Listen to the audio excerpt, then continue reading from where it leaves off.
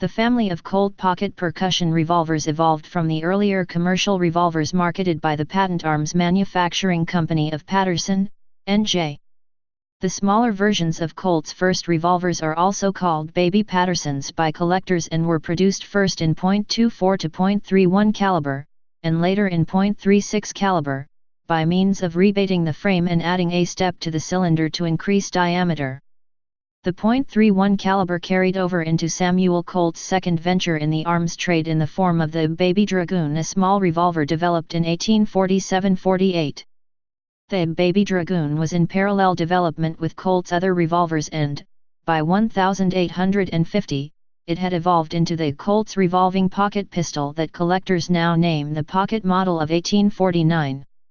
It is a smaller brother of the more famous Colt's revolving belt pistol of naval caliber introduced the same year and commonly designated by collectors as the 1851 Navy model, and which was basically a larger, .36 caliber of the Pocket Model, belt pistol, referring to a weapon sized to fit into a belt holster, as opposed to the saddle holsters generally called for by Colt's larger cavalry combat models. In 1855 Colt introduced another pocket percussion revolver, the Colt 1855 Side Hammer, designed alongside engineer Elisha K. Root. Description and history.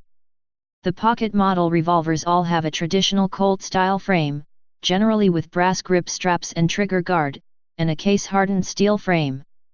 In appearance, the frames are almost identical to the larger 1851 Navy and .44 caliber 1860 Army models, with the exception of being smaller, and so having a proportionately larger trigger guard. Since they appear so similar to the larger weapons, without an object nearby to give them scale, the pocket revolvers tend to give an impression of being larger than they actually are. It is difficult to fit all four fingers onto the slender grip, even for a person with average-sized hands. Except for by noting the relative size of the trigger guard to the frame, it is easy for a casual observer to mistake a .31 caliber Model 1849 for an 1851 Navy, unrebated frame, slab-sided webbing around a regular pivoting loading lever, octagonal barrel, unfluted cylinder. Indeed, the Model 1851 Navy was basically no more than a scaled-up 1849 pocket model.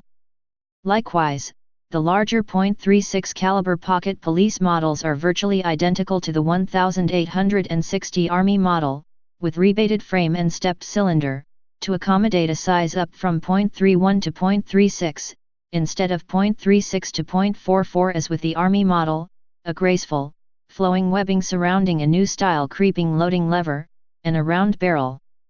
The most obvious difference is that the pocket police had a fluted 5-shot cylinder, while most Army models were unfluted, and held 6 shots. The reason for this close similarity is that all 4 guns were closely related, and followed similar paths of development. The original .31 caliber Model 1849 was scaled up to create the .36 caliber 1851 Navy model. Later, the Navy model was increased in bore size by rebating the frame and enlarging the cylinder, and became the 1860 Army model. With the success of this project, the .31 caliber of the 1849 model was similarly increased to .36. Using the same method, creating the Pocket Police and Pocket Navy models. The Pocket model came with and without attached loading levers and with barrel lengths from 3 to 6 inches. Those without loading levers were loaded either with some handy dowel or equivalent tool, or by removing the cylinder from the frame and using the fixed cylinder pin, or arbor, as a rammer. Those without loading levers are frequently called the Wells Fargo model, although Wells Fargo records show no .31 caliber revolvers ever purchased by that company. All variations included, it was the single largest selling of the Colt revolvers until well into the 20th century. Ibid Wilson. Civilian demand for the original .31 caliber revolver remained substantial even after introduction of the larger bored .36 caliber pocket Navy and police models, even right up until metallic cartridge revolvers entered production in the early 1870s, notably by Smith & Wesson. In 1860, the .36 caliber police pocket model was created, after lessons were learned from experimentation aimed at reducing the size of the .44 Colt holster pistols, i.e. large cavalry weapons. Colt took advantage of stronger mass-produced steel by rebating the frame of the Navy revolver to hold a larger diameter 44/100-inch chambered cylinder, basically fitting the power of a large cavalry saddle holster gun and fitting it into the .36 caliber Navy model, a gun that could be carried in a belt holster. Previously, it wasn't thought that the smaller frame could handle the power of the .44 round, but the introduction of stronger metals made it possible. Learning the lessons from this, the Colt factory applied the same technology to the .31 caliber Model 1849 pocket revolvers, using high-strength, for the time, steel for the frame, which allowed them to remove enough material to fit a larger diameter .36 caliber cylinder which still had 5 shots. The alternative was to simply retain the original cylinder diameter, and create a 4-shot .36 caliber version. The stronger steels made this sacrifice unnecessary. Other changes including lightweight fluted cylinders, and a round barrel, to offset the added weight, and a creeping loading lever as used in the 1861 Army model. The result was the police pocket model of 1862. The Pocket Navy was a version similarly upsized to .36 caliber, but which retained the octagonal barrel and traditional loading lever of the earlier pocket mode. Between 1862 and 1873, Colt records document production of 19,000 of the pocket navies and over 20,000 pocket police revolvers. Relative to the .31 pocket revolvers, the period of manufacture was short and overall numbers were further limited by a fire at the Colt factory in 1862 and war production concerns. Period use. One legend has it that the pocket models were popular with Civil War officers who did not rely on them as combat arms but as defense against battlefield surgeons bent on amputating a limb. A more likely reason is that officers weren't expected to directly engage in combat, except in self-defense, and the small size and light weight of the pocket models made carrying them around more attractive than larger, heavier models, especially once the .36 caliber models came out. Richard Francis Burton was a devotee of Colt revolvers and carried a selection of them on his Middle Eastern and African journeys, including the trip to Somalia and Ethiopia in 1855. A pocket model receives prominent mention. My revolvers excited abundant attention, though none would be persuaded to touch them.